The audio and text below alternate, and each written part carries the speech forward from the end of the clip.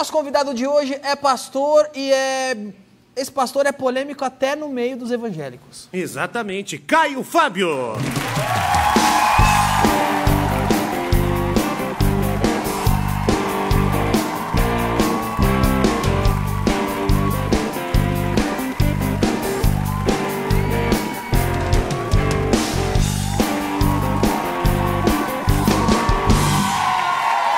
Caio Fábio, muito obrigado por ter vindo. Bem-vindo ao De Noite. Obrigado. Entre os líderes evangélicos no Brasil, você é um dos mais populares e mais conhecidos até hoje, não é? Mas a sua principal atuação hoje é na internet. É, porque até 1998, fiquei 33 anos rodando o Brasil, indo presencialmente aos lugares. Mas eu tinha um objetivo. Eu achava que a comunidade evangélica era alienada como era imbecilizada como era marionetada como era massa de manobra como era abjeta como era, porque faltava instrução, faltava ensino. Aí eu fiquei 30 e tantos anos ensinando, dos luteranos aos neopentecostais, de um extremo ao outro. Criamos uma organização que era a Associação Evangélica Brasileira para ver se dava parâmetros de saúde mental para o pessoal. Mas, na realidade, eu descobri que ninguém quer isso. Isso desmonta o circo, a estrutura, a exploração. Instrução ajuda o povo a andar com as próprias pernas. Instrução liberta. Instrução tira as dependências desses gurus tiranos sobre a cabeça das pessoas. Isso eles não querem. E você acha que isso acontece porque o que você mais quer, pelo que eu entendi, é levar instrução ao povo evangélico, e isso não é interessante para os líderes evangélicos. Mexia, solapava o poder dessa liderança toda. Você, Macedo me abomina, esse povo todo me abomina. Eu passei a vida inteira tirando as estruturas de poder que eles usam para manipular o povo. Eles esperavam apenas essa oportunidade. Um dos adjetivos que você usou no início aí foi abjeto, quando se referiu à massa de manobra evangélica. Qual é a coisa mais abjeta que ela tem para você? Para mim? Foi a capacidade que esse pessoal teve de literalmente deixá-los brainless. Tiraram o cérebro desse pessoal. Olha, eu lido todo dia, eu estou no ar, de 10 da manhã a 1 da tarde ao vivo numa web TV que a gente tem, milhares de pessoas afluem para lá. As perguntas que eu recebo são todas perguntas descerebradas. As pessoas perderam o cérebro, eles querem saber se... Os evangélicos são burros, é o que você está falando. Ficaram. Qualquer um fica sob aquele rolo compressor. Qualquer um fica. Eu fiz uma pequena pesquisa sobre você, vi que você já passou por lá, você sabe exatamente o poder que aquilo ali tem de fazer mentes tornarem-se amebas. O rolo compressor qual é? O rolo compressor é o medo, é o pânico, é o susto, é a paranoia do diabo. E eles usam a Bíblia para colocar medo? A Bíblia é a mãe de todas as heresias, se você quiser. Eu, sem a referência do Evangelho em mim, faço da Bíblia a miséria que você quiser. Construa a partir da Bíblia deuses variados, antideuses, o que você quiser, porque você pegando um texto como a Bíblia, que não teve um autor só, mas dezenas deles, e que foi escrito em 1500 anos, em períodos diferentes, sem conexão, se você quiser criar uma sistemática, pegar e pinçar coisas daqui e dali, você monta o diabo, se você quiser. O que deve ser interpretado de forma literal na Bíblia, o que não deve ser interpretado de forma literal na Bíblia? Olha, e o que interpretam de forma literal, consciente, que não deveria ser interpretado de forma liberal? Tem muita coisa que é para interpretar de modo literal, só que caducou. A Bíblia diz sobre a Bíblia que parte dela caducou. O Novo Testamento praticamente está inteiro dizendo que o Velho Testamento caducou. Isso. Mas e no Novo Testamento para o cristão? Tem alguma parte que caducou do Novo Testamento? Tem. Qual, por exemplo? Por exemplo, Paulo. Paulo faz questão de ensinar para a gente princípios imutáveis. Sob esses princípios imutáveis, ele faz aplicativos circunstanciais para o tempo dele. que são relativos àquele tempo, mas que devem ser vencidos para se chegar ao princípio absoluto. Exemplo, ele diz que em Cristo não há homem nem mulher, não há sexismos, em Cristo não há escravo nem liberto, em Cristo não há senhores e nem entes minimizados. Esse é o ideal em Cristo. Todavia, nos dias dele, ele tinha que lidar com uma sociedade onde havia homem, mulher, escravo, liberto. Então, o que ele faz? Ele tenta fazer o senhor de escravo se tornar mais humano, tenta fazer o escravo aproveitar a oportunidade da libertação. Enquanto você não pode, tente ser feliz com o que você tem, mas no dia que você puder escapar dessa, pule fora, porque o seu chamado não é esse. A mesma coisa com tudo. Foi para a liberdade que Cristo nos libertou. As igrejas ensinam escravidão. Ok. Uma coisa que a igreja ensina muito também, e é só mudar de canal que deve estar acontecendo isso agora em outro canal, possessão demoníaca. Ah, meu Deus, eles vivem disso. Sem possessão. Acontece possessão quando a pessoa está... Vou pegar você. Aquelas tá ali, é. Aquelas ali eu tiro com tapa na bunda. Levanta, vamos acabar a palhaçada como eu já acabei. Aquilo ali é sugestão. É psiquismo demoníaco aprendido pela cultura neopentecostal e instilado nas pessoas. Aquilo ali, na maioria das vezes, é forjamento. Tem até os possessos contratados para puxarem a fila dos impressionados. Agora, possessão demoníaca existe. Não naqueles ambientes de massa já preparados para aquele show. Existem situações concretas nas vidas das pessoas, agonizantes em casa, que não são visitadas. Essas não interessam, porque o verdadeiro oprimido espiritualmente não tem nem como ir a um templo. Os que vão ao templo não estão oprimidos.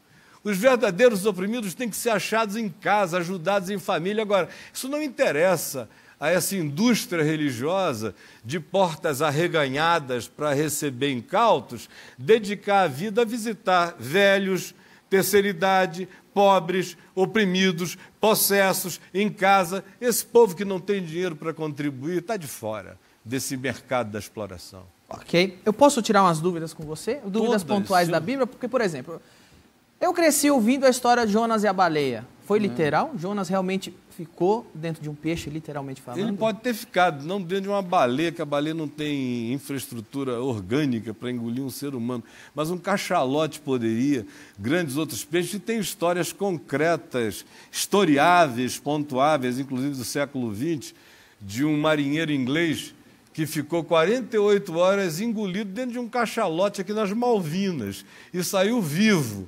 E a história humana tem várias repetições disso aí. Então, tanto faz. Na realidade, a mensagem de Jonas é uma mensagem muito mais profunda. É mostrar como a ideologia política, quando se fanatiza na alma de alguém, faz o cara ficar totalmente indisposto para amar o próximo, acolher o próximo ou levar qualquer mensagem de bondade para quem quer que seja. Esse é o grande drama do Jonas. A coisa do vessel, do aparato que o engoliu, literalmente pode ter acontecido e não necessariamente precisa ter sido, porque o objetivo era a mensagem. O importante é a mensagem, não? Mensagem. E você acha o quê? Eu já vivi demais para ter ceticismos definidos em mim como dogma. Acredita em ET, vida fora da Terra?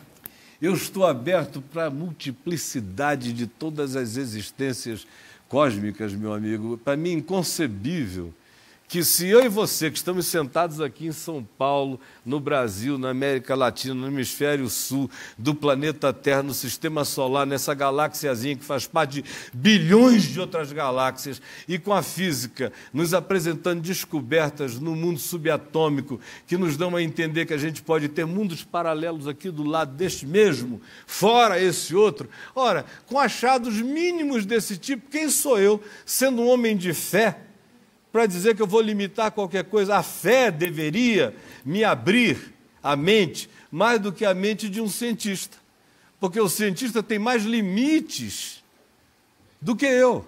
Ele precisa repetir em laboratório 1000 vezes a mesma coisa para dizer sempre que isso acontecer, assim será verdade, logo é um princípio científico. Eu não tenho esse compromisso de trazer essa demonstração. Eu estou muito mais aberto em fé para lidar com a multiplicidade das possibilidades e fazendo as minhas sínteses. Agora, a Bíblia está carregada de afirmações sobre a multiplicidade dos mundos e das dimensões. Ela só trata isso com uma outra linguagem diferente da nossa. E a Bíblia, agora, deixando o assunto de fé e religião de lado, ela apresenta algumas coisas que ela tem vamos dizer, ela tem a ambição de ser um registro histórico, que às vezes lendo parece muito estranho. Por exemplo, os nefelins. Isso. Eu fui pesquisar no São Google o que é um nefelim, no São Google, e o São Google revelou para mim que nefelim é isso aqui, não é? Um ser humano está ali, tá certo? O nefelim seria um gigante, e é em Gênesis. Gênesis capítulo 6. Quando vai falar do dilúvio e tal. Os filhos de Deus, os Benai Elohim, de lá no hebraico, possuíram as filhas dos homens, as que mais belas que eles achavam, e geraram nelas filhos que vieram a ser chamados de nefilims, ou seja, que são a descendência dos que caíram. Então, o nefelim é um cruzamento de... É um híbrido. É um híbrido. É um híbrido angelical humano. É um híbrido angelical no sentido de que é extraterrestre, não é dessa dimensão. É anjo, no sentido da linguagem bíblica, com humanas. Aí teriam nascido os nefilins, que diz o livro de Gênesis que são os gigantes que conduziram a antiguidade, que dominaram na antiguidade. Ora, o que é interessante é que você vê em todas as culturas da Terra, dos Nazca, Incas, Astecas, egípcios, celtas, qualquer outro ambiente cultural, Índia, China, você encontra em todas as histórias primitivas, sem falar nos gregos, que são os pais dos semideuses, dos gigantes, disso tudo, você encontra a mesma narrativa de uma hibridização entre seres que vieram de uma outra dimensão com seres humanos. Isso aí está espalhado na literatura universal e também na narrativa de Gênesis 3. Agora, eu calculei ali um ser humano... Mas não são assim como esses caras aí. Isso tudo ali é um estudo de escala. O ser humano normal seria aquele, de 1,80 m, né? Tem o ser humano de 1,80 m. Trouxeram aí, o Minotauro está com inveja desse mais velho aqui, desse maior aqui. Ó. Seria um estudo em escala ali. O ser humano teria médio 1,80 m, o nefelim teria 11 metros. Não, esse é um exagero. É um exagero? Absoluto. Quanto mais? A Bíblia dá referências de tamanho de homens grandes, inclusive Og, rei de Bazã, que eu ia dizendo, os nefelins. A altura maior registrada lá chega a 5,20 metros por causa da cama dele toda de ferro, que ficava na região de Golã, hoje onde são os montes de Golã, ali era a terra de Bazã.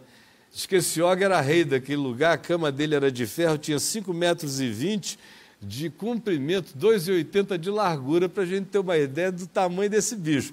Agora, Golias, que também era da descendência dos nefilins, que foi da história com Davi, aquele conflito lá com os fariseus, com os filisteus, tinha 3,40 metros.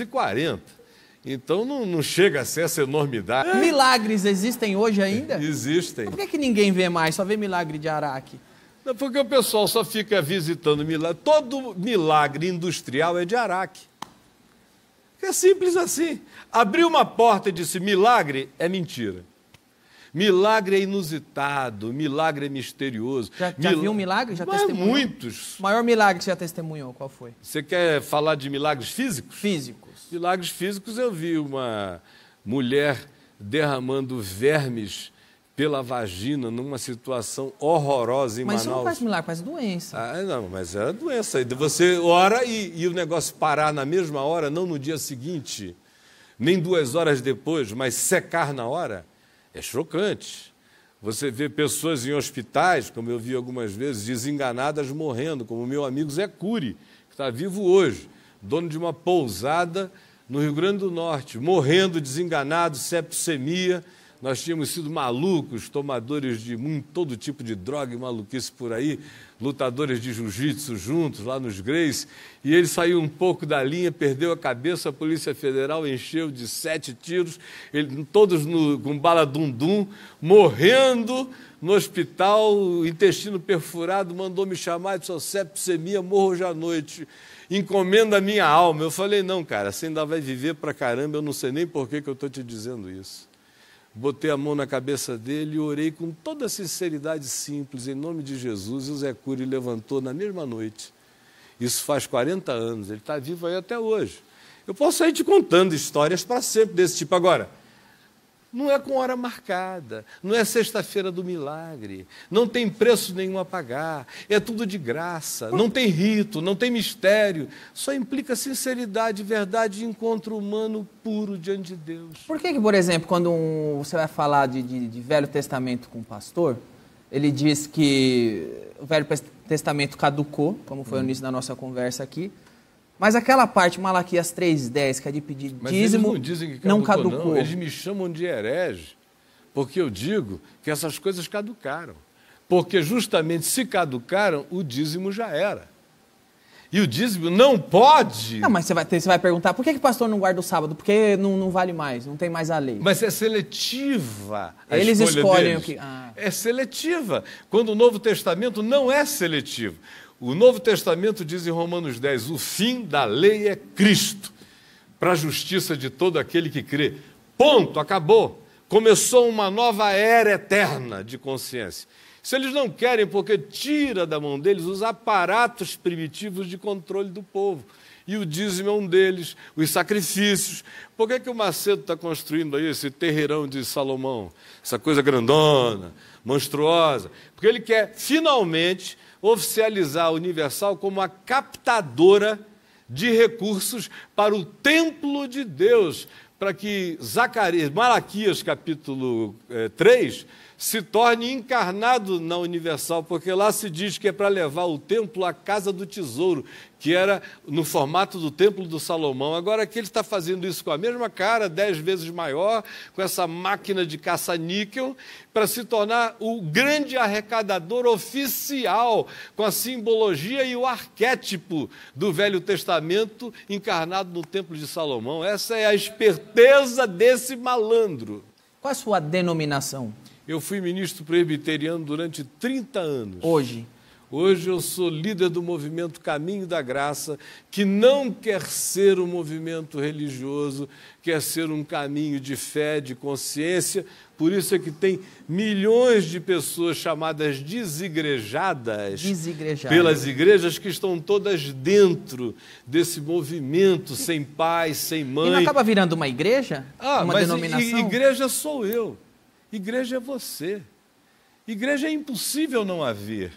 Igreja somos nós. Igreja é encontro. Eu me encontrei aqui contigo, esse é um encontro igreja. No Vem VTV, está escrito assim, que é um canal cristão não religioso. Como algo cristão pode ser não religioso? Porque o cristianismo é religioso, mas a fé cristã não. A fé em Jesus nunca foi uma religião. Jesus não fundou nenhum cristianismo. Jesus não fundou nada chamado evangélico. Jesus não fundou nenhuma religião. Jesus ensinou caminho de consciência para qualquer um viver na rua, na estrada. Você vê onde é que Jesus passou a maior parte do tempo dele? Na praia, cara, ao ar livre. Ele era um hippie? Ele não era um hippie porque não tinha essa designação. Os hippies quiseram ser como Jesus e não conseguiram. Ok. Mas Jesus não fazia tudo que os hippies faziam. Não. Jesus pitava um? Se fumava umzinho? Hoje em dia ele fumaria umzinho? Rapaz, olha, não tem nada mais doido do que... Você já fez jejum? Jejum? É. Já. Mas assim, de sair para uma floresta, para um deserto, ficar quieto? Não. Cara, não tem onda mais doida do que um jejum, meu irmão. Sabe? Baseado fica careta, tudo vira bobagem.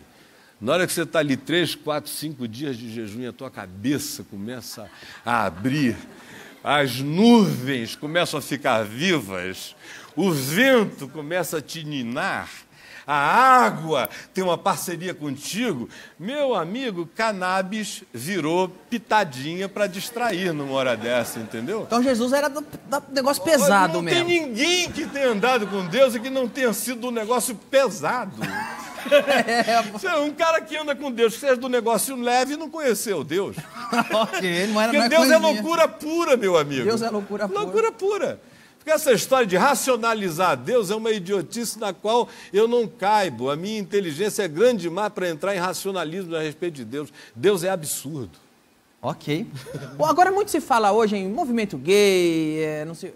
Como você acha que Jesus veria hoje o movimento gay? Do jeito que ele viu nos dias dele. Nos dias dele estava cheio de gay. O que ele fez? Não sei, o que ele Nada. fez? Nada. Estava cheio de puta. O que ele fez? Nada.